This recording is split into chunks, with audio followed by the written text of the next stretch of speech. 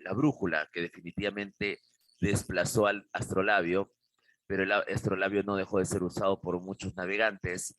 Entonces tenemos también la confección de mapas, que era la cartografía.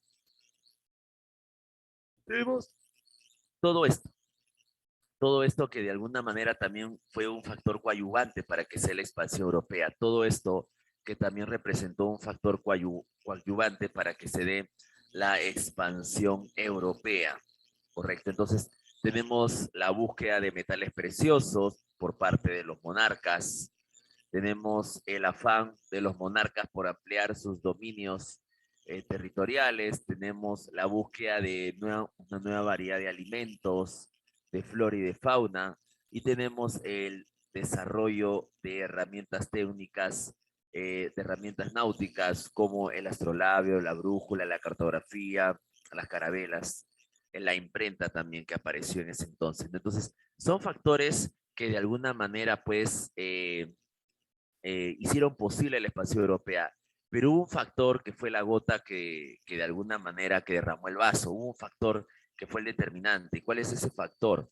El factor que fue determinante fue definitivamente la caída de Constantinopla en 1453 en manos de los turcos otomanos. Profesor, la caída de Constantinopla en 1453 fue el factor determinante para que se dé la expansión europea. Sí. ¿Por qué, profesor? ¿Qué cosa era Constantinopla? Háblenme un poquito de Constantinopla. Para hablarte de Constantinopla, primero veamos a Constantinopla, ¿correcto?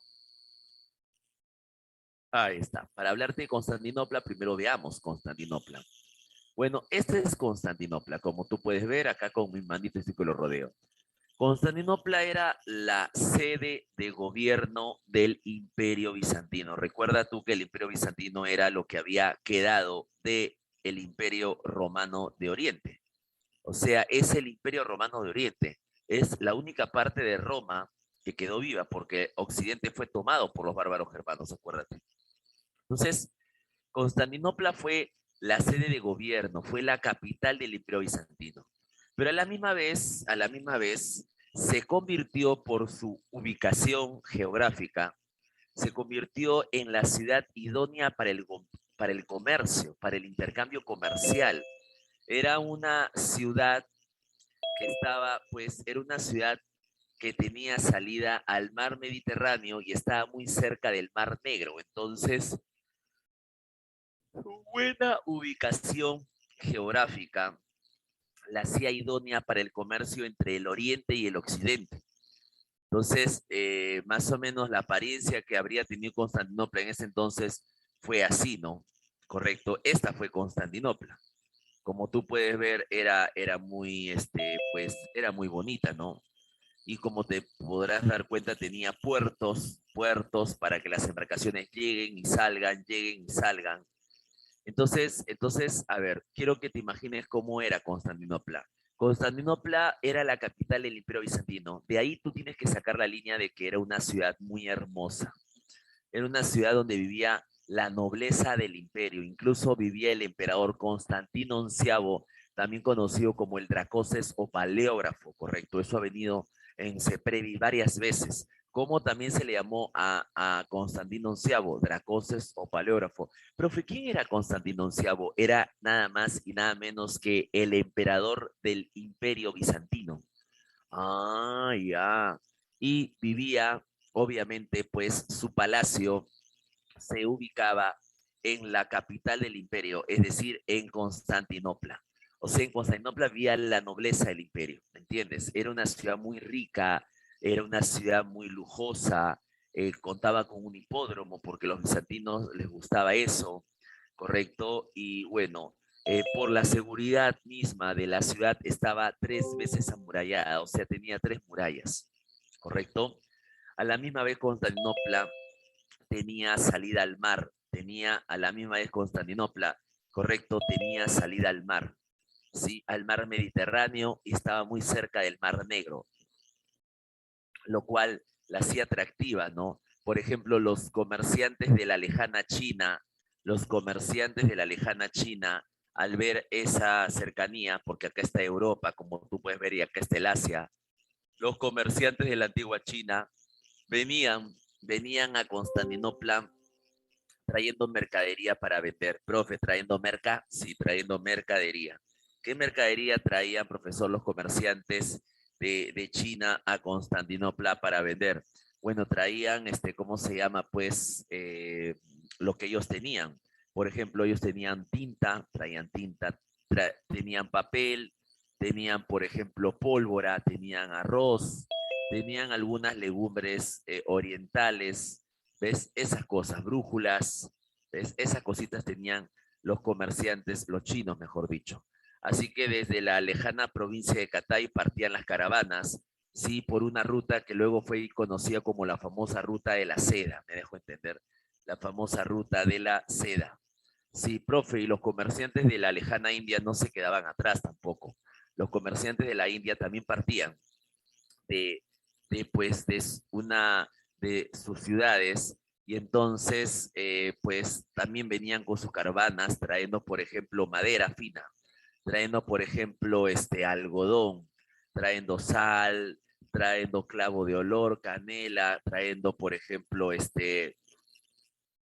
pimienta, trayendo, kion, entonces, ellos lo llamaban el azafrán, ¿no?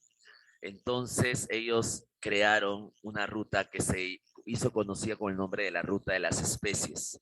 Entonces vemos que los comerciantes de China, de India, incluso los árabes venían a vender alcohol y otros productos químicos porque ellos eran los alquimistas, acuérdate, los árabes, ¿no? Venían a vender productos a Constantinopla. Entonces los europeos podían ir a Constantinopla y encontrar productos que venían exclusivamente desde el oriente, que no habían en Europa, correcto, como por ejemplo el arroz, el limón, el aceite, la sal, la pimienta, la canela, el clavo de olor, la madera, el algodón, ¿ves? La pólvora, la seda, la porcelana, ¿me entiendes? Entonces para los comerciantes de Europa eso era felicidad. Profesor, ¿y quiénes iban? ¿Qué tipo de europeos eran los que iban, profesor? ¿Qué tipo de europeos eran los que iban? Iban los europeos comerciantes, los que tenían tiendita, los que tenían su puesto de ventas en el mercado de las ciudades más importantes de Europa. Me refiero a los comerciantes de Sicilia, de Génova, de Florencia, de Valencia, ¿me entiendes? De Marsella, de León. Esos comerciantes iban, correcto, a Constantinopla. Profesor, una pregunta, ¿no? Una pregunta sencilla. Y, y bueno, iban, correcto, y luego compraban mercadería y la mercadería se la traían en barcos, ¿ves? Y así funcionaba. O sea, Constantinopla era idónea porque tenía justamente salida a los puertos. Entonces tu mercadería misma tú la podías hacer llevar con un cargador, así como si estuvieras en, no sé, pues en el mercado La Parada, cosas así. Hasta un vehículo de transporte que era una embarcación, habla, sale, Florencia, Florencia, Florencia, ya se llenó Pisa, muy bien, entonces así salían los barcos, ¿no me entiendes? De Constantinopla, o sea, Constantinopla por su ubicación era muy dinámica en comercio, ¿correcto? Entonces, ¿quiénes le pusieron los ojos a Constantinopla? Los turcos otomanos que estaban en proceso de conquista, ¿no? Y entonces se demoraron 6 meses de asedio, de asediándola, hasta que finalmente pues derribaron las murallas de Constantinopla, ¿correcto? Y tomaron Constantinopla. Y desde que tomaron Constantinopla, los turcos decidieron colocar aranceles o aduanas. Todo aquel que viniera a vender a Constantinopla tenía que pagar un impuesto, un arancel, una aduana, y aquellos que entraban a comprar también tenían que pagar por una entrada, un arancel o una aduana, ¿me entiendes? Entonces, que los turcos hayan tomado Constantinopla malogró el bonito comercio que se había estado haciendo en Constantinopla, que era un comercio libre de intercambio entre el Oriente y Occidente. O sea, Constantinopla, cuando los turcos toman Constantinopla, no solamente destruyen el Imperio Bizantino llegó a su final, correcto, sino que además Constantinopla perdió ese brillo, esa importancia que tenía, porque los comerciantes de China, de India, de Arabia decían, no, ya no, ya no. Constantinopla fue, pero ya no es. Fue esa ciudad importante, pero ya no es desde el momento que los turcos la han tomado y han puesto el precio, pago de aduanas, de tarifas, ya no. Igualito los burgueses, así era como se le llaman los comerciantes de las ciudades europeas, burgueses. Los burgueses dijeron, no, ya no, ya. Constantinopla ¿cómo se llama? Ha sido pues una ciudad muy importante, pero ya no lo es más. Entonces, la toma de Constantinopla provocada por los turcos en 1453, pues rompió, ¿me entiendes? Sí, rompió, ¿no? Disolvió ese intercambio comercial tan bueno que había habido entre los orientales y la burguesía de Europa occidental. Correcto, pero la burguesía extrañaba, ya no a Constantinopla, sino extrañaba los productos de Oriente. Entonces ahí viene el afán por buscar nuevas rutas para llegar hacia el Oriente. Hasta ese momento, qué era lo que se conocía del mundo? Bueno, los europeos, muchos europeos tenían una idea errada del mundo, equivocada. Decían que el mundo era cuadrado, o sea que la Tierra era cuadrada, era plana. Eso es lo que decían, que la Tierra era cuadrada, era plana, ¿no? ¿Correcto? Sí, eso es lo que decían, pues, eso es lo que creían los europeos. Y además no conocían completamente la Tierra, conocían Europa, una parte del Asia y el norte del África. O sea, para los europeos la Tierra era eso, se limitaba a eso, se desconocía la existencia de Oceanía, del sur del África, de Lejano Oriente, de América, de la Antártida, de esos territorios, se desconocía completamente. Profesor, una consulta, ¿no? Y, ¿cómo se llama? Ya.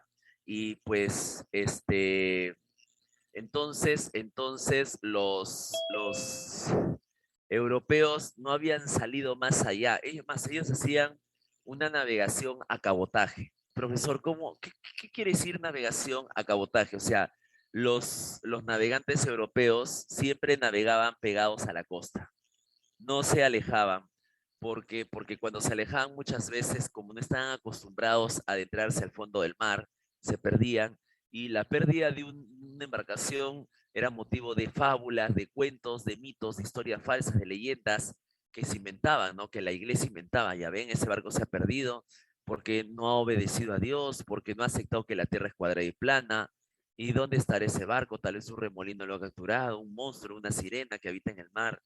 Entonces, este tipo de cuentos y de fábulas y de leyendas inventaba la Iglesia Católica, ¿correcto? Entonces, este, eso hizo que de alguna manera se tenga una concepción pequeña de la tierra. Pero la burguesía, ¿cómo es, no? El dinero puede más, como dice el dicho, ¿no? Entonces, la burguesía, con ese afán de vender, de traer cosas desde Oriente, entonces la burguesía estuvo dispuesta a financiar, ¿me entiendes? A los navegantes europeos que quieran encontrar nuevas rutas hacia el Oriente. O sea, denos la oportunidad solamente, ¿no? De encontrar nuevas rutas hacia el oriente. Denos esa oportunidad, decía, ¿no? Denos la oportunidad de encontrar nuevas rutas hacia el oriente, ¿ya? Entonces, en ese afán de buscar nuevas rutas hacia el oriente, en ese afán fue que sin querer queriendo los europeos descubrieron pues el sur del África, descubrieron América, descubrieron que la Tierra es redonda, cambió su concepción y entonces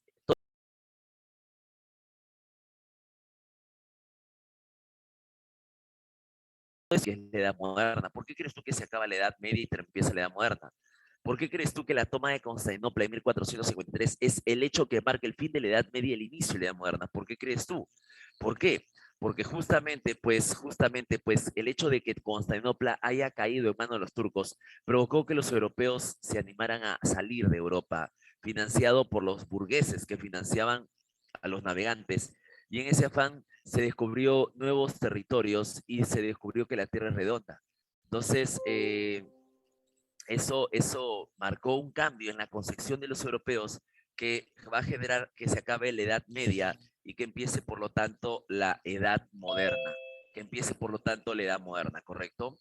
Muy bien, entonces, vamos, a ver, dice acá, pregunta, dice, la iglesia también decía que más allá de las montañas es el fin del mundo. La iglesia, cuando tú, ¿cómo se llama? Cuando ustedes han ido a la playa, sí, en alguna ocasión, si ustedes se habrán dado cuenta que, por ejemplo, te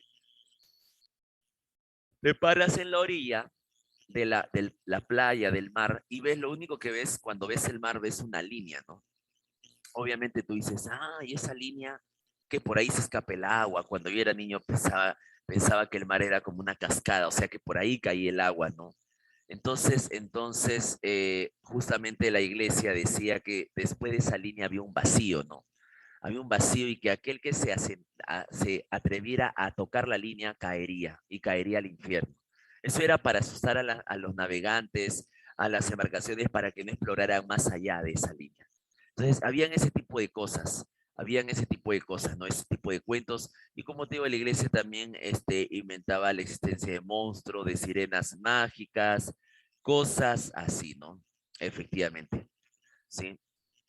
Muy bien, ajá, vamos a ver entonces. La toma de Constantinopla es importante para la expansión europea. Si Constantinopla no hubiera caído en manos de los turcos y no hubiera dejado de ser esa ciudad tan importante que había sido, pues entonces los europeos nunca habrían salido de Europa y por lo tanto tal vez no se hubiera descubierto América en ese momento, ¿correcto?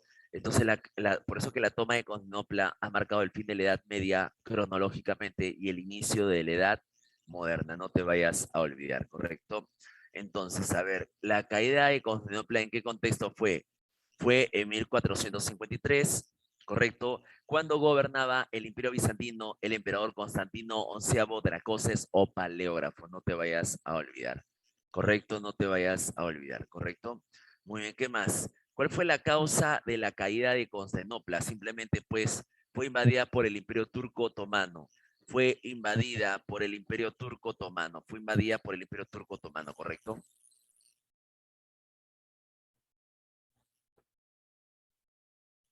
¿Qué más? ¿Qué más? Profesor, la caída de Constantinopla en manos de los turcos otomanos en 1453, ¿qué provocó? ¿Qué provocó la caída de Constantinopla? ¿Qué provocó? Bueno, provocó el interés de los burgueses, ¿sí? El interés de los burgueses, ¿correcto? De ya no ir a Constantinopla, sino que ir de frente a China y a India. Entonces estaban dispuestos a financiar, como te dije, la búsqueda de nuevas rutas. Estuvieron dispuestos a financiar la búsqueda de nuevas rutas hacia el oriente. Entonces, ¿ves? ¿Qué provocó la toma de Constantinopla? Malogró el intercambio comercial, creo que eso está algo muy claro. Interrumpió el intercambio entre el occidente y el oriente, malogró la ruta de la seda, la ruta de las especies, pero muy aparte de que haya malogrado eso, generó el interés por parte de la burguesía de nuevas rutas hacia el oriente. Eso es lo que buscaba la burguesía, ¿correcto? Ya está la búsqueda de nuevas rutas hacia el oriente, no te vayas a olvidar, ¿correcto? Sí, profesor, una consultita, ¿no? Una consultita, ¿no? Y por ejemplo, ¿qué sector entonces financió la búsqueda de nuevas rutas? Para que quede bien claro. Definitivamente la burguesía comercial, la burguesía mercantil. Ese es el sector que financió la búsqueda de nuevas rutas, la burguesía comercial, la burguesía mercantil. Entonces, ya sabes, la toma de Constantinopla fue en 1453, marcó la caída del emperador bizantino Constantino onceavo, el último emperador. Bizancio fue tomada por los turcos otomanos, ¿correcto? ¿Por qué cayó Constantinopla? Porque fue tomada por los turcos otomanos. ¿Qué consecuencias trajo eso? Malogró la ruta de la seda, la ruta de las especies, porque interrumpió el comercio, ¿no? Entre el occidente y el oriente. Pero la consecuencia más importante es que los burgueses estuvieron dispuestos a financiar, ¿correcto? Estuvieron dispuestos a financiar, ¿correcto? La búsqueda de nuevas rutas hacia el oriente de China y de India, no te vayas a olvidar. Entonces, el sector que financió la búsqueda de nuevas rutas, la burguesía mercantil o comercial, ¿correcto? Ahora, profesor,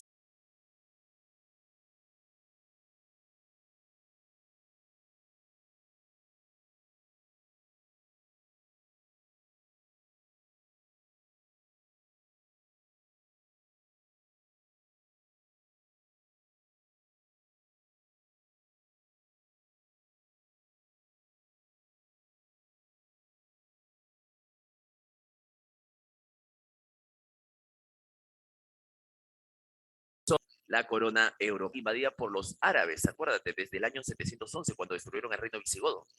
Entonces, la corona que dijo, yo buscaré nuevas rutas al oriente, fue la corona portuguesa. La corona de Portugal, por si acaso, entonces ya sabes. ¿Cómo es considerado Portugal? Portugal es considerado, pues, el reino pionero, ¿no? El reino pionero, ¿no? Correcto. Aquí estamos viendo, como te decía a ti, factores que facilitaron las expediciones marítimas.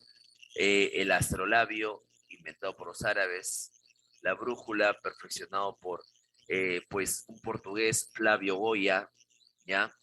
Correcto. Los portulanos, que eran los primeros mapas donde los portugueses anotaban trazos, correcto, y la imprenta perfeccionada por Lorenzo Coster, ¿no? Correcto. Entonces, esos son los factores que también facilitaron las expediciones marítimas, ¿correcto? Son factores que también hay que considerarlos, ¿correcto? Muy bien, muy bien. Eh, a ver, de agua.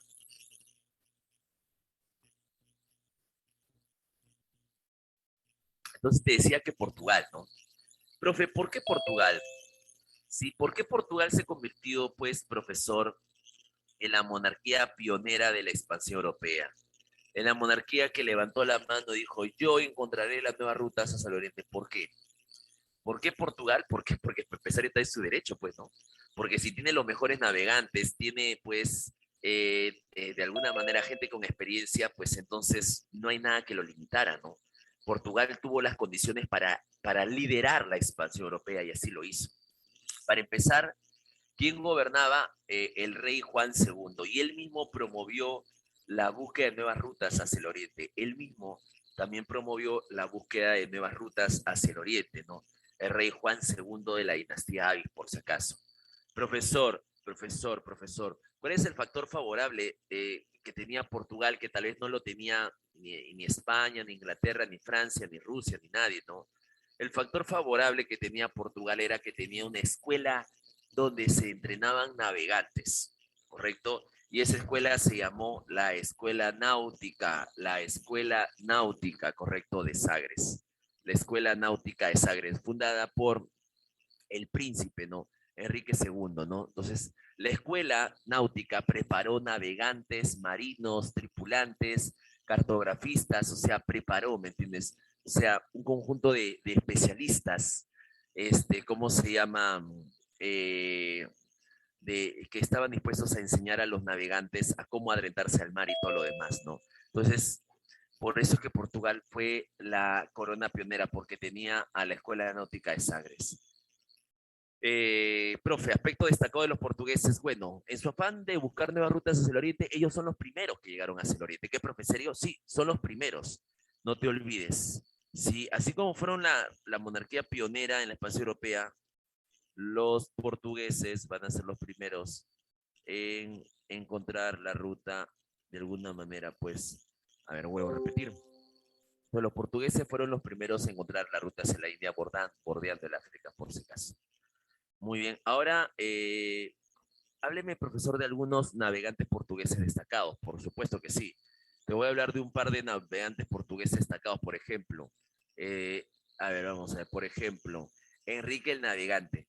Bueno, Enrique el Navegante, jóvenes, Enrique el Navegante ¿cómo se llama? Enrique el Navegante eh, fue el que fundó la Escuela Náutica de Sagres. Él es el fundador de esta escuela, correcto, y además, pues, él también fue navegante, ¿no? A pesar de que era príncipe de Portugal, porque era el príncipe, ¿no? Entonces, él fundó la Escuela Náutica, ¿sí? De Sagres, no te vayas a olvidar. Entonces, es un portugués destacado que tiene que ver con la expansión europea, porque él fue fundar esta institución. ¿Correcto? Muy bien, muy bien. Segundo, Bartolomé Díaz. Profe, ¿por qué es importante? Porque él fue el primero que salió de Portugal, el puerto de Lisboa, y se mandó de frente al sur.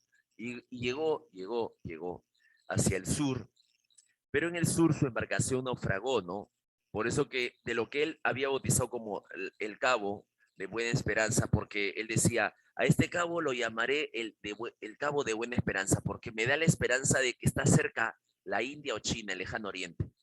Pero luego su embarcación naufragó y él mismo decidió cambiar el título al cabo, el Cabo Tormentoso.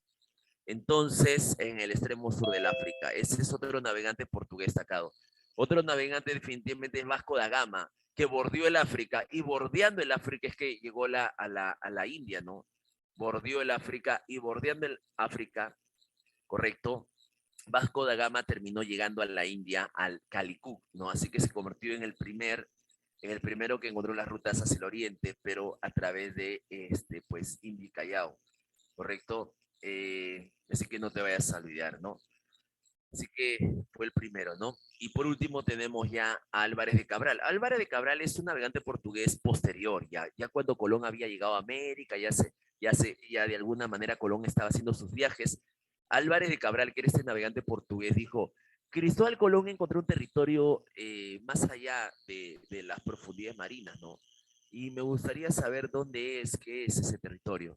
Entonces Álvarez Cabral, por curiosidad, cruzó el Atlántico, pero viró más al sur y terminó llegando hasta el Brasil. Entonces se convirtió en el descubridor de Brasil, ¿correcto? Entonces, eh, hasta ahí preguntas, dudas que tengan, preguntas, dudas. Capturen su imagen para pasar al siguiente. A ver, ahí hay algunas preguntas, pero primero capturen para luego explicarlas. Capturen, me avisan si han capturado, me avisan.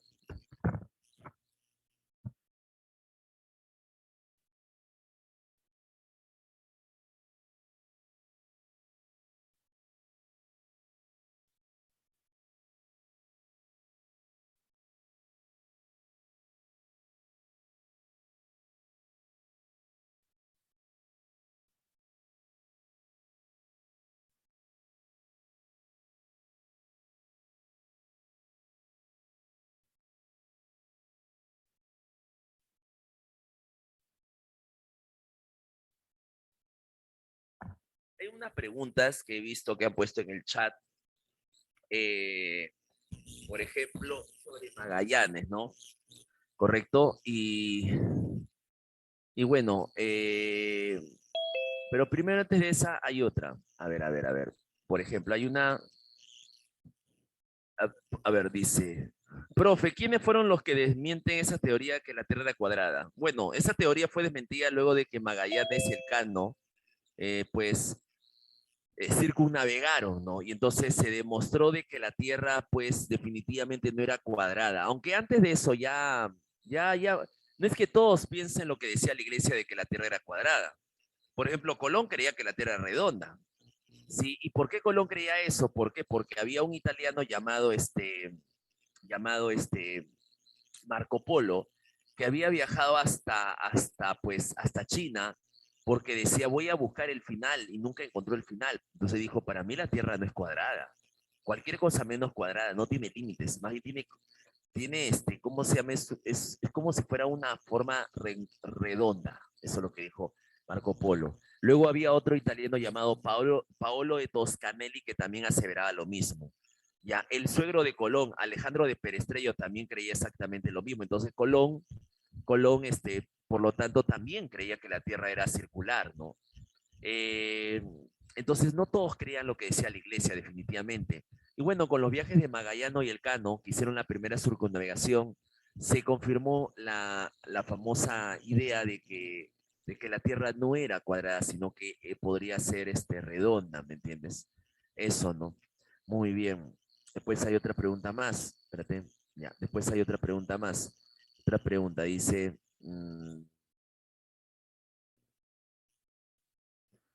Portugal era un país de reyes y coronas, era un país de reyes y coronas. Portugal era una monarquía. Justamente, este, a ver, el hijo del rey Juan I, ¿sí? Bueno, para empezar, Portugal era una monarquía, ¿sí? Era una monarquía, tal vez era una de las monarquías más pequeñas de Europa, ya que el territorio portugués era pequeño, pero a fin de cuentas era una monarquía, ¿me entiendes? Y entonces gobernaba la dinastía Avis, ese era el nombre de la dinastía Avis, ¿correcto? Y ¿cómo se llama? Ya. Y entonces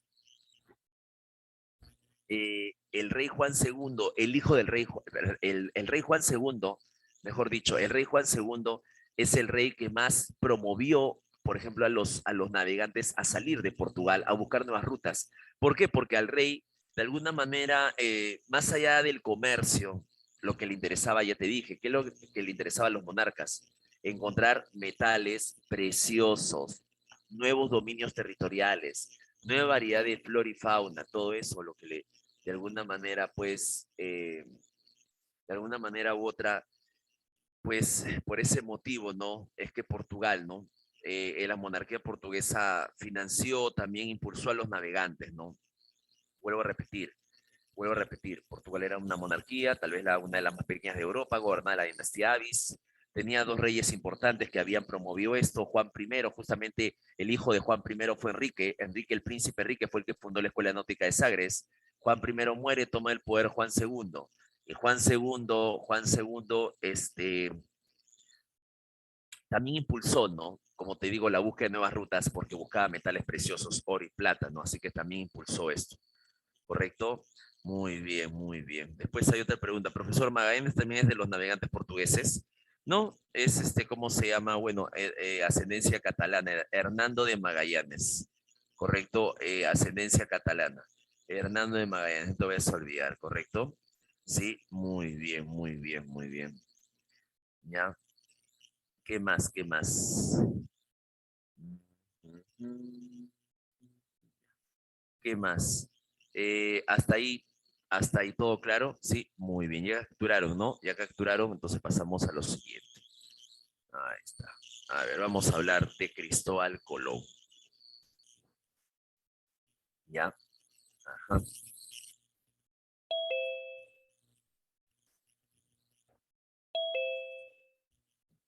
La vuelta, bueno, de lo, la noticia de alguna manera, pues, la noticia de que los portugueses eran los primeros que habían encontrado las rutas hacia el oriente fue una noticia que dio la vuelta a Europa, ¿correcto? La noticia de que Vasco da Gama,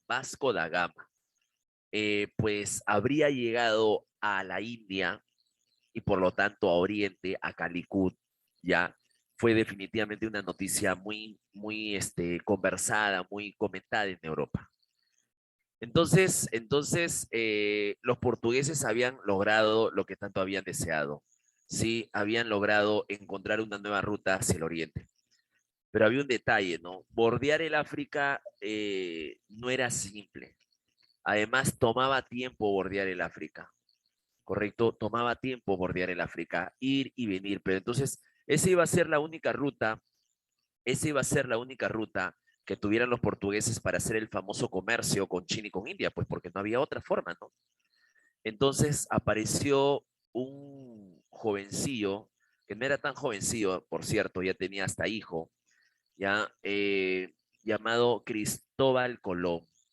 Cristóbal Colón desde los 12 años vivió en las embarcaciones porque su padre era pues un comerciante de vinos, de telas, de algunos productos, ¿me entiendes? Sí.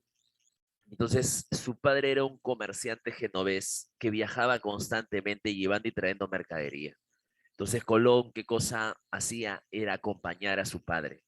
Entonces, desde los 12 años, Colón empieza a subirse en barcos, a conocer las rutas marinas, empieza pues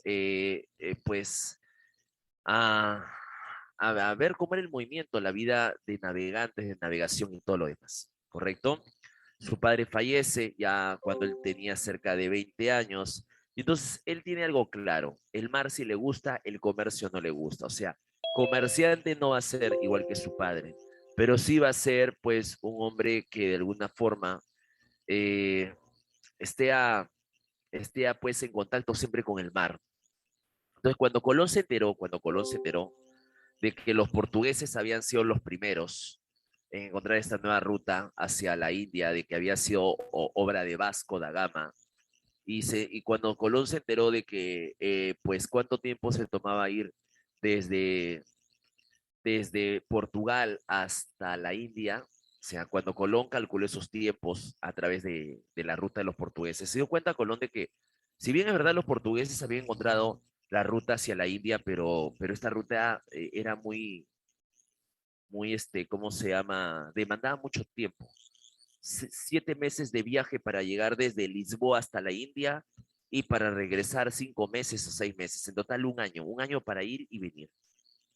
Entonces a Colón le parecía excesivo el tiempo, pero el tiempo que se demoraban los portugueses era razonable, ya que ellos salían de Lisboa, bordeaban el África y llegaban hasta la India.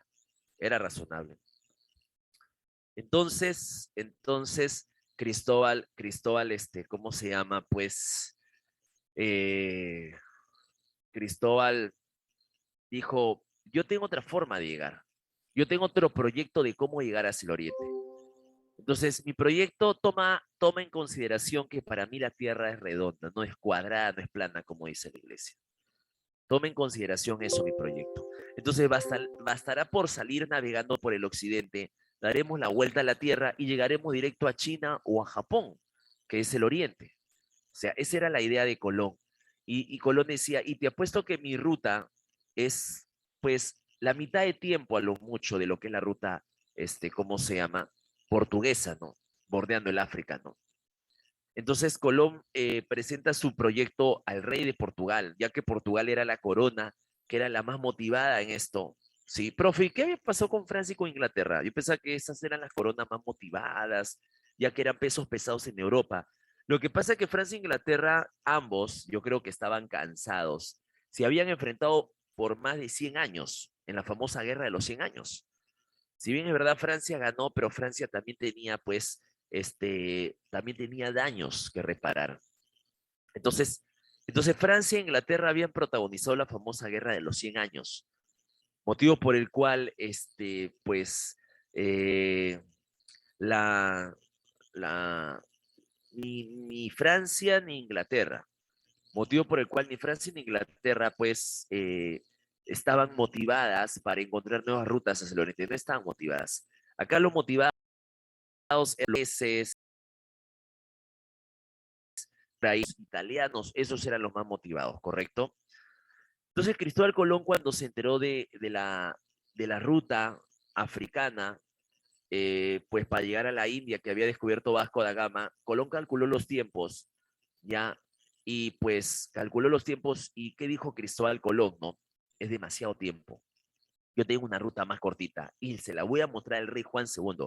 Así que, así que al primer rey que él le presenta su proyecto, el proyecto de salir por el occidente y navegar por el oriente, al primer rey que le presentó su proyecto fue al rey Juan II de Portugal de la dinastía Avis, por si acaso, ¿ya?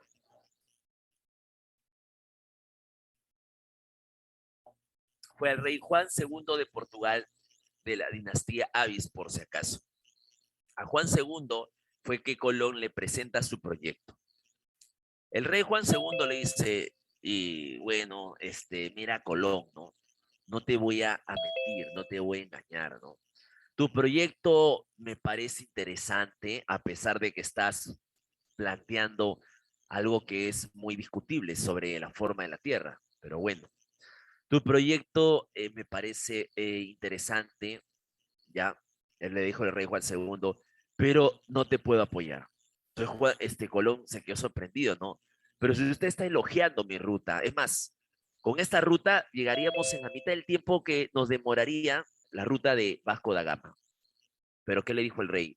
Mira, Cristóbal, justamente por eso es que no te puedo dar mi apoyo. ¿Por qué? Porque tu ruta definitivamente compite con la de Vasco da Gama, que es la ruta portuguesa.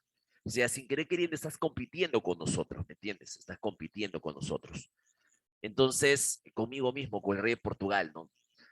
Entonces, tu ruta definitivamente es una ruta tal vez más corta, si es que llegas a encontrar la tierra, pero eso no lo sé.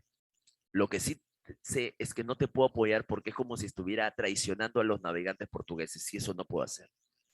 Pues, así que el rey Juan II le dijo no.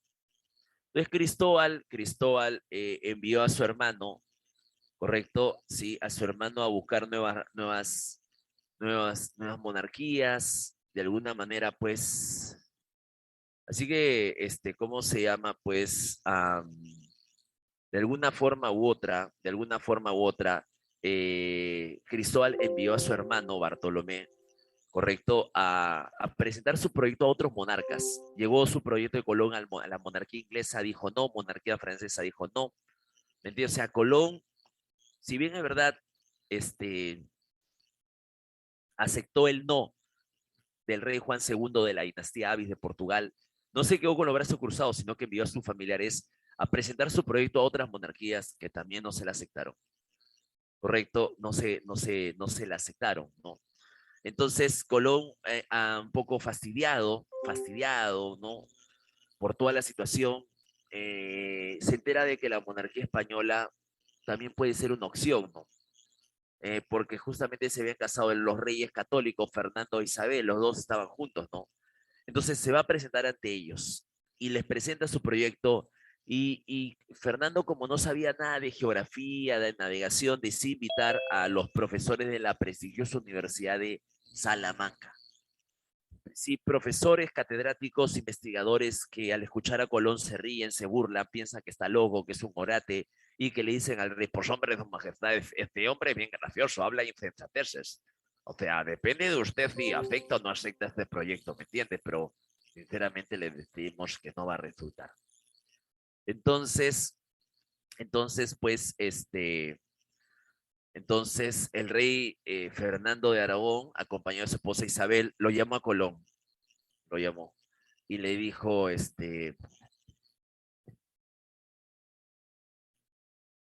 a pesar de que la Junta de Sabios de la Universidad de Salamanca me han dicho que no te apoye, que estás demente, yo creo en ti, pero entonces te voy a apoyar, pero ahorita no, más adelante. Como más adelante, Su Majestad, no comprendo, te voy a explicar. Ahorita, sí, en nuestro territorio aún viven los árabes. Entonces quiero sacarlos definitivamente. Quiero expulsarlos de la península ibérica definitivamente. Y una vez que lo haga,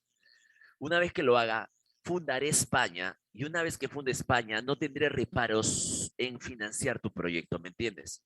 O sea, en pocas palabras, si no te estoy diciendo sí, tampoco te estoy diciendo no, sino que te estoy diciendo que comprendas que ahorita no se puede. ¿Y por qué? ¿Por qué ahorita no se puede? Porque estoy en guerra con los árabes. Sí, déjame votarlos, expulsarlos y una vez que lo haga, yo te mandaré a llamar. Quédate en España, Colón, no te vayas. Entonces Cristóbal no tenía dónde dormir en España, así que la reina Isabel, le ayudó a conseguir un trabajo en un monasterio. Entonces, ¿cómo se llama? Entonces, Cristóbal accedió a quedarse un tiempo en España, hasta que los reyes solucionen el problema y voten a los árabes, porque una vez que pase eso, el rey le prometió, una vez que pase eso, el rey le prometió que lo ayudaría, que lo apoyaría a Cristóbal Colón, ¿correcto? Profesor, una pregunta. Entonces, ¿dónde se quedó? En el convento de Santa María de la Rabida, convento en donde pues pudo colocar a su hijo Diego para que estudiara, convento donde pudo colocar a su hijo Diego para que estudiara también. Y él se encontró un trabajo ahí como conserje. Estuvo ahí cerca de 2 años. Se escuchaba de que los reyes ya habían logrado expulsar a los árabes. La última batalla, la batalla de Granada. Se escuchaba eso. Entonces Colón decía, pero qué raro, si el rey me dijo que me mandaría a llamar. ¿O será que simplemente me lo dijo para que no me sienta mal? Entonces un día Colón se cansó de esperar y fue donde Antonio Pérez y Juan de Marchena, que eran, ¿cómo se llama? Eran los líderes, los sacerdotes mayores que dirigían el monasterio, y Colón les dijo, no, he pensado en irme de España. Voy a dejar mi cargo de ser conserje y me voy a llevar a mi hijo. Entonces Juan Pérez y Antonio de Marchena le dijeron a Colón, no hagas eso, Colón. Si los reyes te han dicho que esperes, espera, pues. Pero ya me cansé de esperar. No puede estar acá cuando a mí me gusta la navegación, me gusta el mar. Ya me cansé de esperar, sinceramente. Entonces, Juan Pérez le dijo, déjame hablar con la reina, tal vez se han olvidado de ti. Entonces la reina mandó a llamar a Colón. La reina te ha mandado a llamar, Colón, ya ves, te dije. Los reyes son generosos. Cuando Colón se presentó ante la reina, correcto, en Santa Fe, cuando Colón se presentó ante la reina en Santa Fe, correcto, este, la reina se había olvidado su proyecto y le dijo que se lo exponga nuevamente, ¿no? Colón les puso su proyecto, que la tierra es esto, y entonces a la reina le pareció interesante el proyecto y le pareció interesante Colón también, ¿no? Y entonces le dijo, mira, te vamos a apoyar, pero no tenemos el suficiente dinero como para apoyarte completamente. Busca un par de auspiciadores, de gente que te apoye, financistas. Entonces Colón fue sincero y le dijo a la reina, discúlpeme, no conozco a nadie, ¿me entiendes? Entonces, ¿cómo puedo yo, cómo se llama? ¿Cómo puedo yo eh, ya, ser financiado? Ustedes no van a poner todo, no, todo no. Vamos a poner el 40%, pero el resto tienes que buscar financistas. Pero no conozco a nadie, dijo Colón. La reina le dijo, no te preocupes, yo tengo un par de amigos que te van a apoyar. Entonces apareció Luis de Santángel, un comerciante, un burgués de ascendencia judía, ¿no? Y entonces le dijo, Cristóbal, yo te voy a apoyar económicamente. Entonces Luis de Santángel se convirtió en el principal financista. La corona se comprometió a poner una embarcación, solamente una vela, una carabela a Colón. Entonces aparecieron Alonso y Vicente Yáñez Pinzón, que eran navegantes, y le dijeron a Colón, le dijeron, no te preocupes, nosotros te vamos a colocar 12 embarcaciones más para que sean tres, ¿ya? 13 embarcaciones en total, ¿ya? ¿Correcto? Y entonces, así es como se fue gestando el proyecto de Cristóbal Colón. Así es como se fue gestando el proyecto de Cristóbal Colón. ¿Correcto? Entonces, a ver, ¿cuál es la importancia de Colón? La importancia es que es el descubridor original de América. Esa es la importancia. Pero ¿qué más? ¿Qué más? Aparte de ser descubridor original de América, ¿qué más? Bueno, no te olvides que al primer monarca al que le puso su proyecto fue al rey Juan II de Portugal. Fue al rey Juan II de Portugal. No te olvides que el principal financista que tuvo Colón, fue Luis de Santángel, ¿correcto? Sí, no te olvides que pues finalmente su proyecto encontró luz verde, ¿no? ¿Por qué? Porque la corona estaría dispuesto a apoyarlo económicamente y políticamente, ¿correcto? Sin embargo, no pondría la mayor cantidad de dinero. La mayor cantidad de dinero la pusieron los comerciantes, ¿no? Como Luis de Santa Ángel, ¿no? Él es el principal financista. Y además, los hermanos Alonso y Vicente Yáñez Pinzón, que pues, ¿cómo se llama? Eh, Le pusieron también las embarcaciones, ¿no? Entonces, ahí está, ¿no? Su proyecto fue respaldado por los reyes católicos, ya, su proyecto de la dinastía Trastamara, ¿no? De la dinastía Trastamara, ¿correcto? Ya está, entonces ya sabes. ¿Quién respaldó, quién financió su proyecto? Los reyes católicos de la dinastía Trastamara, ¿no? Muy bien. La reina le dijo, vamos a legalizar nuestro acuerdo con entonces Colón le pregunta a la reina, ¿no? ¿Y cómo vamos a legalizar este acuerdo? ¿Cómo? ¿De qué manera? Le pregunta Colón a la reina. ¿De qué manera?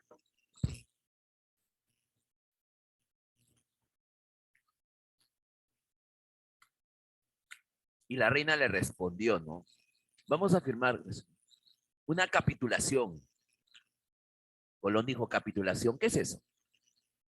Las capitulaciones, le dijo la reina, son los acuerdos que se hacen entre una corona como España y un particular como tú. Tú eres un particular, una persona común y corriente. Tú estás diciendo que vas a descubrir algo. No sabemos lo que vas a descubrir, pero la corona te va a dar su apoyo político y militar, que lo que tú descubras será defendido por la corona. Y el acuerdo también señala que tú tendrás derecho al 5% de todo lo que encuentres. Y además te daremos algunos títulos, pero los territorios de alguna manera pasarán a ser dominios de España.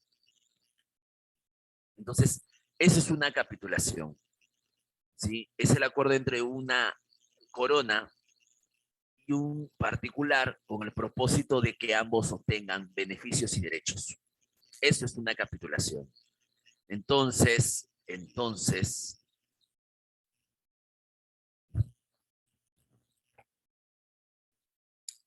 se firmó la famosa capitulación de Santa Fe, ¿correcto? Se firmó la famosa capitulación de Santa Fe, ¿ya? Y entonces, pues, se va a firmar la famosa capitulación de Santa Fe ¿ya? Y pues Colón pasa, ¿ya? Cristóbal Colón pasa a ser financiado por la corona española y por un conjunto de comerciantes burgueses y navegantes, luego de la expulsión de los árabes finalmente. Entonces su proyecto fue respaldado por los reyes católicos de la dinastía Trastamara mediante la capitulación de Santa Fe y luego de la expulsión de los árabes, correcto, luego de la expulsión de los árabes, no te vayas a olvidar, correcto, es muy importante. ¿Qué más? ¿Qué más? ¿Qué más? Ya. Colón de alguna manera recibiría títulos. Por ejemplo, ¿qué títulos? ¿Qué título le dio la reina? Le dijo, tú serás el almirante de la tripulación. Es decir, nadie, o sea, es un viaje complicado, ¿no? El que vas a hacer. Así que uno de los títulos que vas a recibir es que tú vas a ser el almirante de tu propia tripulación y nadie tiene el derecho de faltarte respeto ni de contradecirte porque tú eres el que manda. Así que uno de los títulos que recibió Colón fue almirante. Otro de los títulos que recibió fue gobernador, correcto, gobernador. Ah, le dijeron, le dijeron a Colón, ¿qué le dijeron a Colón? Vas a poder organizar un gobierno en nombre de España donde estés, lugar que encuentres, que descubras, vas a poder, con las personas que ahí vivan, organizar un gobierno, ¿cómo se llama? Pues sobre esos territorios. Vas a ser gobernador, ¿ves? Y por último, virrey. Virrey es el título que vino después, el título de virrey, ¿correcto? El título de virrey, ¿ya? Entonces vas a poder ser virrey de los territorios que descubras, ¿ya? Entonces, Colón recibió esos tres títulos, virrey, gobernador, almirante, ¿ya? Y bueno, en un principio le dijeron, tú vas a obtener el 5% de las riquezas, pero luego le dijeron, vas a tener ¿cómo se llama? El 10% de las riquezas. O sea, le subieron la cotización incluso. ¿Correcto?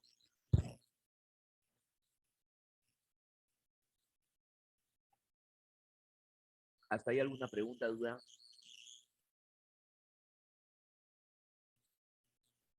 Por ejemplo, Natalia dice, profe, para eso ya había acabado la guerra. Vuelvo a repetir. Colón se reúne por primera vez con los reyes. El rey Fernando le dice, creo en ti, Colón, a pesar de que los sabios de Salamanca han dicho que no creo en ti, Colón, yo creo en ti. Pero ahorita no te puedo financiar porque estoy en guerra con los árabes. Lo quiero votar para fundar España. ¿Entiendes? Entonces, quédate en España. Colón se queda como conserje en un convento donde también pone a estudiar a su hijo Diego. Pasan 2 años, Colón se aburre y se quiere ir. Los padres que dirigían el convento fueron a buscar a la hermana, ¿cómo se llama? Los padres, eh, en todo caso, pues, eso es lo que le dijeron a Colón, espera, ¿no? Eso es lo que le dijo la dinastía Trastamara. Una vez que los monarcas, los reyes católicos votaron a los árabes tras la batalla de Granada, sí, pues la reina Isabel recibe a Colón, o sea, luego de la guerra, luego de haber vencido a los árabes, luego de haberlos expulsado, recibe a Colón y acuerda apoyarlo y ahí se firma la famosa capitulación. Pero eso fue después de la guerra, ¿ya? Entonces ahí está, ¿no? Después hay otra pregunta, profe, ¿había otra dinastía en España o eran solo los reyes católicos? No, los reyes católicos eran los que estaban en ese momento gobernando y eran de la dinastía Trastamara. No había otra dinastía en ese momento. Luego vendrán otras, pero para ese momento están gobernando los reyes. Ellos pertenecen a la familia Trastamara. A ver, hay otra pregunta por ahí. Sí, otra pregunta. A ver, otra preguntita. Muy bien, muy bien, muy bien.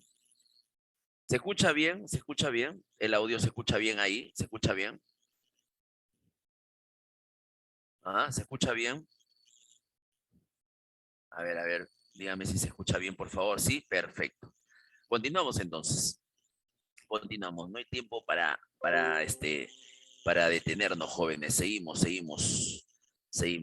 A ver, vamos a ver. Entonces no te vayas a olvidar. Cristóbal Colón terminó siendo apoyado, respaldado, sí, por los reyes católicos de España, ¿no? Entonces viene el primer viaje de Cristóbal Colón. El primer viaje, profesor, sí, el primer viaje de Colón. viene el primer viaje de Colón.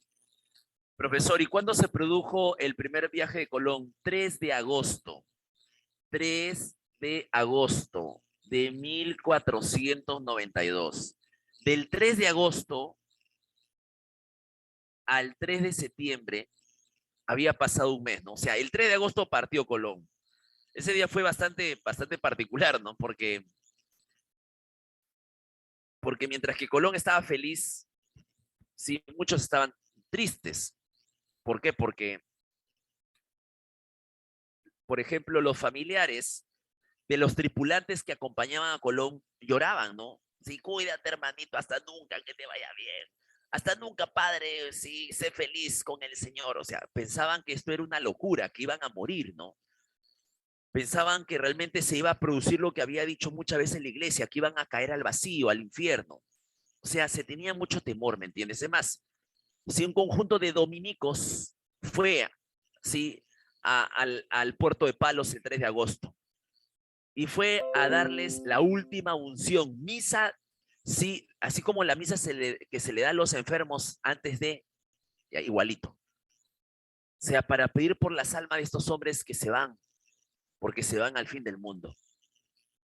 Entonces fue terrible ese 3 de agosto. Ahora, del 3 de agosto al 3 de septiembre había pasado un mes. Del 3 de agosto al 3 de septiembre había pasado un mes. ¿Correcto? Y en ese mes lo único que habían hecho era salir del puerto de Palos en España y llegar a las Islas Canarias. Nada más. O sea, ¿cómo se llama? El recorrido fue muy lento. Tal vez un poco por temor o por ganas de querer arrepentirse, ¿no? Pero un mes, del 3 de agosto al 3 de septiembre, la embarcación estuvo ahí. ¿Correcto? Ya solamente recorrió hasta las Islas Canarias y ahí quedó. Ya a partir del 3 de septiembre, la embarcación finalmente se adentró más al mar. Y entonces lo único que rodeaba era puro mar por todos lados. Y se cruzaron con un eclipse, habían algas marinas que sobresalían en el mar. Y entonces todo eso, la tripulación lo asociaba con monstruos marinos que iban a llegar. Se morían de miedo. ¿Correcto? Y bueno, incluso viraron el timón, porque el timón estaba destinado para ir al norte, pero lo viraron para ir al sur, luego lo acomodaron nuevamente para ir al norte, pero ahí quedó, ¿no? En el centro, ¿no? De América, ¿no? Ahora bien, Colón anotaba todas las incidencias y lo habían amenazado, ya que acuérdate que la tripulación que Colón llevó en esos barcos, no todos eran tripulación profesional, muchos de ellos eran expresidiarios.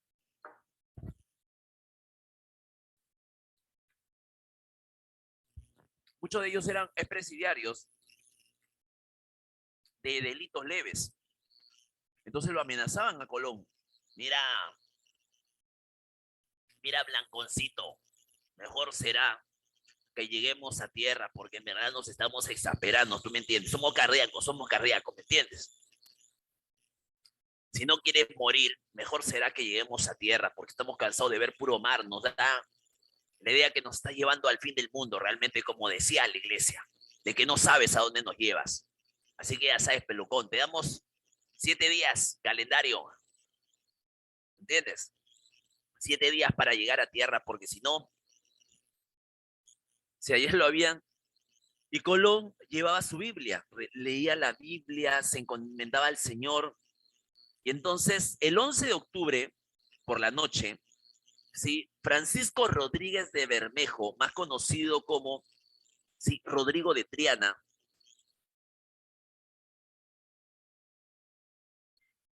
estaba que se fumaba un habano, un cigarro, en fin, en la cubierta y pensando, ¿no? ¿Qué será de mí? Así, ¿no? Una cosa así, ¿no?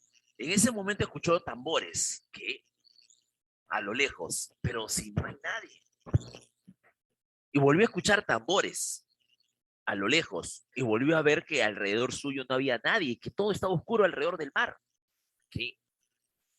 Entonces Francisco Rodríguez de Bermejo se quedó un poco así como que, medio, no sé, medio extraño, ¿no? Dijo, no, no, en verdad creo que ya no voy a seguir fumando, a la verdad, me está haciendo daño. Será mejor que me vaya a descansar, varón. Entonces agarró Francisco Rodríguez de Bermejo y se fue a dormir. pero se fue a dormir, como te digo, ¿no? Él fue el primero que escuchó cosas raras, tambores, o sea, esos sonidos venían desde Guanajiní, la isla al cual llegarían al día siguiente. Esos sonidos llegarían de las tribus indígenas que ahí vivían, ¿correcto? Sí, ¿ya? Eh, pues se fue a dormir y el día siguiente se levantó muy temprano, ¿correcto? Y nuevamente se fue a la cubierta. No, ya no escucho nada ya. Pero en vez de, esta vez ya no escuchó, sino miró, ¿qué? No, no, no, no, no. Yo en verdad la firme ya no, tengo que cambiar mi vida, tengo que cambiar mi vida, definitivamente, tengo que ser otro, en verdad. Me están pasando cosas raras. No, pero esto sí no es una alucinación. Esto sí es real, a pesar de que me he cerrado los ojos, lo he vuelto a ver. Tierra, tierra, me gritó. Eran cerca de las 5:56 de la mañana, correcto, AM, ¿ya? 12 de octubre de 1492, si Francisco Rodríguez de Bermejo, más conocido como Rodrigo de Triana, gritó tierra, tierra, ¿ya? Sí, tierra a la vista. Lo único que todos se acercaron, Colón se alegró, ya ven, estábamos cerca de la India. Esas son las Indias orientales, señores. Sí, sí, he tenido razón, la Tierra es redonda, hemos salido por el occidente, hemos llegado por el oriente, estamos en las costas de la India, y si no es la India es Japón, es Zipango, así le llamaba Colón a Japón, Zipango. Y entonces pues esperaron, sí, esperaron llegar a tierra, y Colón lo primero que hizo fue arrodillarse y decirle gracias, Señor, gracias, porque has escuchado mis súplicas, hemos encontrado tierra. Sí, en honor a ese milagro que me has dado, ¿cómo se llama? En honor, voy a bautizar esta isla, no sé cómo se llame, como San Salvador, en honor a ti. San Salvador, porque tú me has salvado. Entonces, la primera isla a la cual arribó Colón fue una isla caribeña del centro de América llamado, sí, Guanajiní. Colón la bautizó como San Salvador, hoy día se llama Las Bahamas. No sé si has escuchado hablar de las Bahamas. Luego de eso, Colón no perdió el tiempo y dijo, recorramos, sí, recorramos la India. Y entonces se pasó a otra isla, sí, ya, que era Cuba, pero Colón la bautizó, bueno, agradezco mucho al rey Juan de Portugal porque a pesar de que él no me ha apoyado, me ha permitido quedarme en la escuela náutica y estudiar gratis y aprender mucho. Y gracias a él también le debo eso. Por eso que esta isla la bautizaré con el nombre suyo, Juana, la isla Juana, en honor a Juan II. Luego llegó Colón, pues a Haití, la isla de Haití, ¿no? Y la bautizó con la Española, se llamará la Española. Entonces, justo en ese momento, una de las tres sí golpeó con una piedra y se empezó a hundir, pero Colón dijo, antes de que se hunda, saquen todo de ahí y extráiganme la madera si es posible. Y con esos restos de madera se construyó definitivamente, ¿no? El famoso fortín de Navidad. ¿En dónde? En Haití, la Española. Mira que Colón llegó el 12 de octubre, ¿ah? Colón estuvo octubre, noviembre, diciembre, pasó Nochebuena, pasó Navidad, ¿me entiendes? Pasó Año Nuevo aquí en América, su primer Año Nuevo en América, ¿me entiendes? Pero Colón, para él, Colón no era América, esto eran las Indias Orientales y punto para Colón, ¿correcto? Para Colón esto no es América. Entonces, Colón, ¿cómo le bautizó las Indias? Colón, una vez que pasó las fiestas de Año Nuevo, ¿sí? A partir, a partir del 13 de enero volvió a España. Volvió con animales, con nativos, con restos de perlas. Y entonces fue una sorpresa y una alegría. Colón ha vuelto, Colón ha vuelto. Entonces como que hizo pensar, ¿no? ¿Pero por qué? ¿Por qué? Les dije bien claro que la tierra era redonda, dijo Colón. Pero todavía los reyes no lo creían. Colón ha vuelto, ¿no? ¿Ya? Entonces Colón volvió. Y dejó acá a Diego de Arana a cargo del famoso Fortín de Navidad. A Diego de Arana a cargo del famoso Fortín de Navidad. Entonces, pues, Colón vuelve, los reyes lo saludan, lo felicitan, le dicen que lo van a apoyar para un segundo viaje y Colón viene su segundo viaje. ¿Ves? Entonces vamos a ver las incidencias del primer viaje rápidamente. A ver, puerto de partida, puerto de Palos. Primero que visitó tierra, Francisco Rodríguez de Bermejo, más conocido como Rodrigo de Triana. Primer punto en América, Isla Guanajiní, correcto, actualmente las Bahamas. ¿Ya? A Haití le puso la Española, a Cuba le puso la Juana y el primer asentamiento se llamó Navidad. Colón vuelve a España y en España lo financia para un segundo viaje, del cual va a salir del puerto de Cádiz. Entonces llega, correcto, sí, y cuando llega encuentra destruido el fortín de Navidad. ¿Y por qué? Porque los nativos se han molestado porque los españoles ultrajan a sus mujeres, ¿me entiendes? Les roban sus perlas. Entonces han quemado el fortín de Navidad. Colón decide, para imponer su autoridad, crear la primera ciudad española en América, en el Nuevo Mundo, que se va a llamar Haití, ¿no? Que se va a llamar, perdón, la Isabela, ¿no? La Isabela va a estar en Haití, la Isabela, ¿no? Fundó la primera ciudad, o sea que la primera ciudad la funda, correcto, en el segundo viaje, ¿sí? La primera ciudad española la funda en el segundo viaje y le va a fundar en Haití, la española, en el mismo lugar donde él había dejado el fortín de Navidad, para que nadie se olvide que él es el que manda ahí. Correcto. También en el segundo viaje llega a Nuevas Islas, San Juan, bueno, llega a Puerto Rico, que la bautizó con el nombre de Juan, ¿sí? Correcto. Y a Jamaica, que la bautizó con el nombre de Santiago. ¿Entiendes? Muy bien. Preguntas, dudas que tengan. Sí, capturen la imagen, jóvenes, capturen, avisen rápido para pasar el tercer viaje. Vamos, apuren.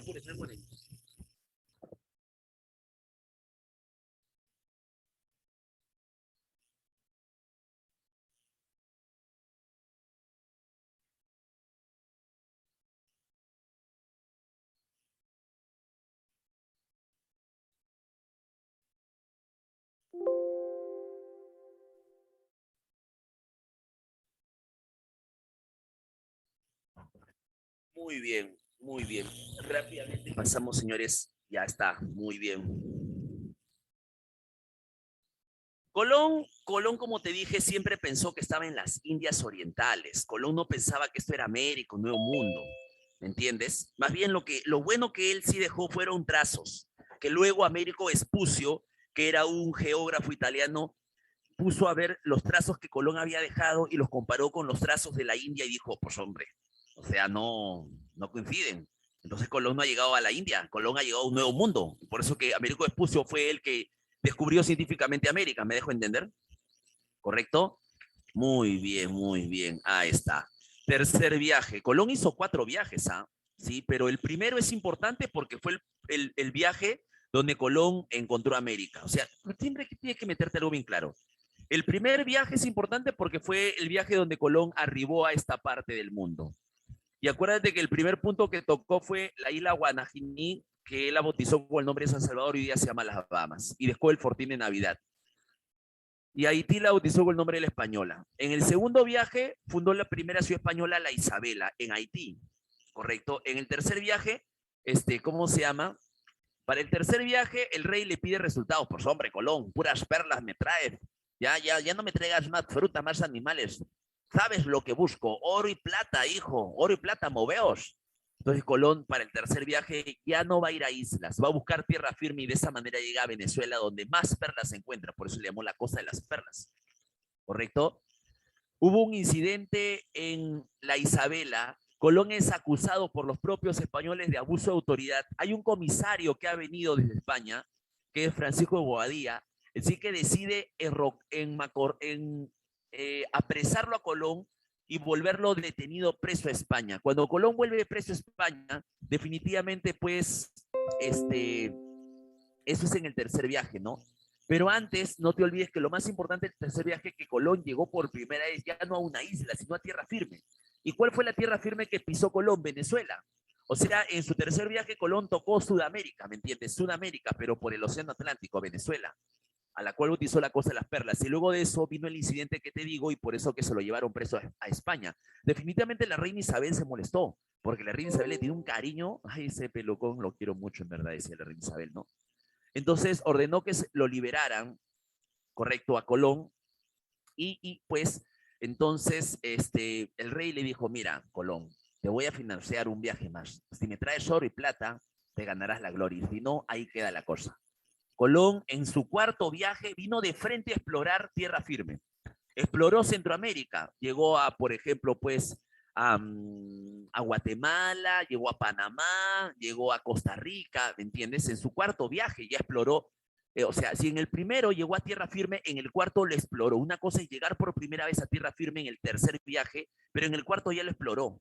Y no encontró oro y plata, por lo tanto vuelve y obviamente se había cancelado el famoso contrato, la famosa capitulación. Colón terminó muriendo pobre en Valladolid, España. Entonces, ¿quién es el que descubrió justamente, pues, que Colón había llegado a un nuevo mundo? Américo Vespucio. Y le hizo saber a todos en una obra llamada Novus Mundus, justamente, que publicó en 1504, Mundus Novus. ¿Correcto? Por ese motivo, los escritores de ese entonces empezaron a decir, si Américo nos ha descubierto un nuevo mundo, pues que este nuevo mundo se llame América. Y entonces, en ese momento, cuando se supo que este era un nuevo mundo, ahí es cuando la corona española se puso las pilas junto a la corona portuguesa y dijeron, oye, oye, porque para ese momento Pedro Álvarez de Cabral, el navegante portugués, ya había llegado a Brasil. Por eso que Portugal y España se dijeron, es mejor hacer un acuerdo que dividamos los territorios que tenemos en América para que nadie más meta sus narices en América. Y por ese motivo se hizo el famoso Tratado de Tordesillas. El Tratado de Tordesillas es un tratado, correcto, el Tratado de Tordesillas es un tratado, sí, que es considerado el primer reparto del mundo, ¿no? Del nuevo mundo, ¿no? Significó el primer reparto del nuevo mundo, ¿correcto? Sí, entre España y Portugal, ¿correcto?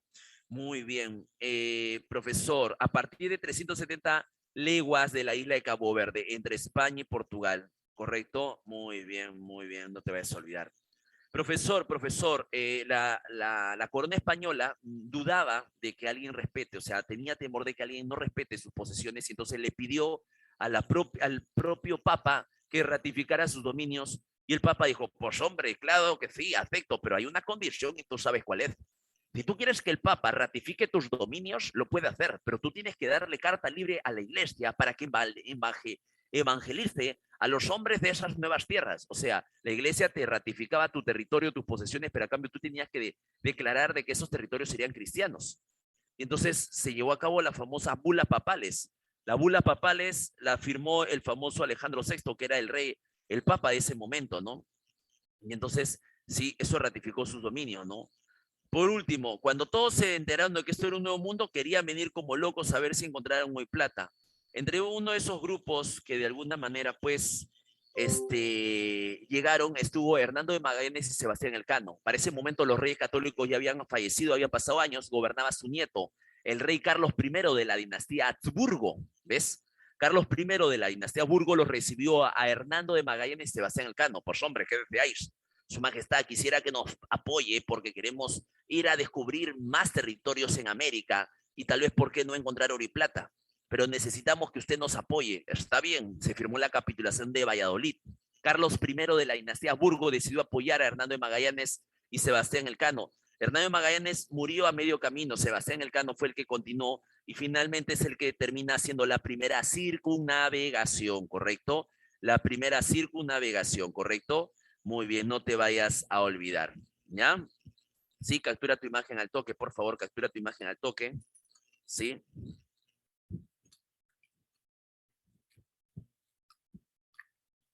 ¿Eh? Perfecto. Entonces, no te vayas a olvidar todo lo que hemos visto en clase, que es muy importante, ¿correcto? No te vayas a olvidar todo lo que hemos visto en clase, que representa muy importante. Trató Torcía, Bulas Alejandrinas, Américo Vespucio y la primera circunnavegación. ¿Correcto? Muy bien. Vamos ahora con el material, entonces. Vamos con la separata.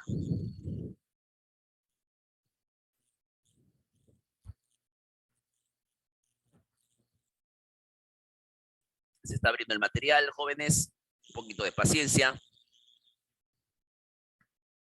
A ver, la capitulación científico y técnico no facilitó la navegación de portugueses y españoles. Los portulanos fueron los primeros mapas que hicieron los portugueses. Sí.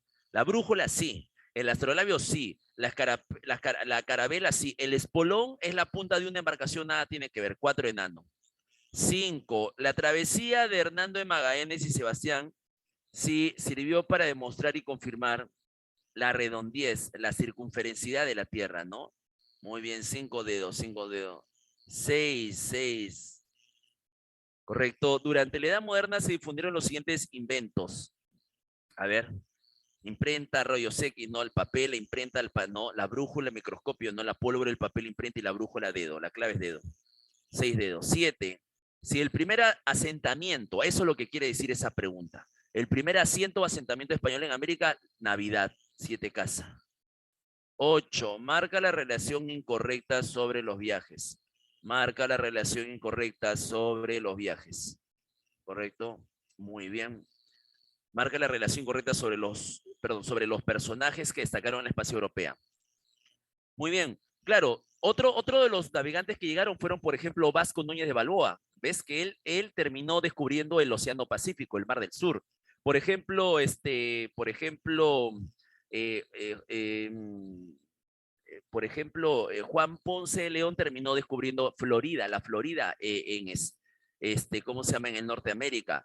Antonio Díaz de Solís terminó descubriendo pues el Río de la Plata. Francisco de Orellana terminó descubriendo el río Amazonas. Entonces marca la relación incorrecta sobre los personajes que estaban en el espacio europea. La A sí está bien, la B también está bien. Flavio Goya perfeccionó la brújula, no la imprenta, ese está mal. 8 casa, 8 casa. 9. Fue el primero que llegó a descubrir la ruta hacia la India llegando a Calicut. Ese fue el navegante portugués Vasco da Gama. 9 dedos. 10. La primera ciudad en tierra firme fundada por los españoles se denominó. ¿Cuál fue la primera ciudad en tierra firme fundada por los españoles? Ya se denominó allá, la primera ciudad en tierra firme. Allá, esa es Santa María la Antigua, por si acaso, 10 besos. 10 besos. Y esa la fundó Vasco Núñez de Balboa. No es en Isla fue la Isabel, hay que tener mucho cuidado, ¿eh? Mucho cuidado. 10 besos. 11. Acuerdo que estableció el primer reparto del mundo. Tordesillas. Correcto. 11 casa. 12. Sobre Cristóbal Colón es correcto. Es correcto. Muere en la ciudad de Valladolid. Eso es correcto. 12 casa. 12 casa. 13. La causa que impulsó el descubrimiento de América, la causa que impulsó la búsqueda de nuevas rutas hacia el oriente, pues, ¿no? Correcto. Muy ingreso. Sí, 13 avión, 13 avión, 13 avión. 14. Encontró el paso que intercomunicaba geográficamente el Océano Atlántico y el Océano Pacífico. Sí, encontró el paso que intercomunicaba geográficamente el Océano Atlántico y el Océano Pacífico. Ese fue Magallanes. Eso se le llama, ¿cómo se llama? El Cabo de Magallanes, abajo, ¿no? Correcto. Ya. 15. Grupo de poder económico que financió el proyecto de Colón. Bueno, es la burguesía catalana. 15 casa. 16. 14 casa, 15 casa. 16. El inicio de la expansión a mediados del siglo XV coincide cronológicamente con la génesis y desarrollo del modo capitalista, ¿no? 16 avión, no te olvides. 17, 18, muy bien, perdón, 17. Los exploradores descubrieron el Golfo de Guinea y fueron los primeros europeos en cruzar la línea ecuatorial. Los portugueses, pues cuando eso fue Bartolomé Díaz, el primero que cruzó la línea ecuatorial bordeando el África. Y él llegó al sur del África, Cabo de Buena Esperanza o Tormentas, 17 besos. 18. Región americana a la que llegó Colón durante sus viajes de exploración. Centroamérica, las islas del Caribe, 18 casa, 19. 19. Europeos que conquistaron y colonizaron las costas occidentales del África. Costas occidentales del África. Ese pre 2015, mira, esos son los portugueses, ¿no? Pregunta ese pre, mira, 2015, ¿no? Sí, y promovió los descubrimientos portugueses al fundar la Escuela Náutica de Sagres, CEPREI 2013, mira, si preguntan ellos, ¿no? Enrique el Navegante, ¿correcto? Muy bien. Enrique el Navegante, ¿no? Muy bien. Bueno, jóvenes, entonces...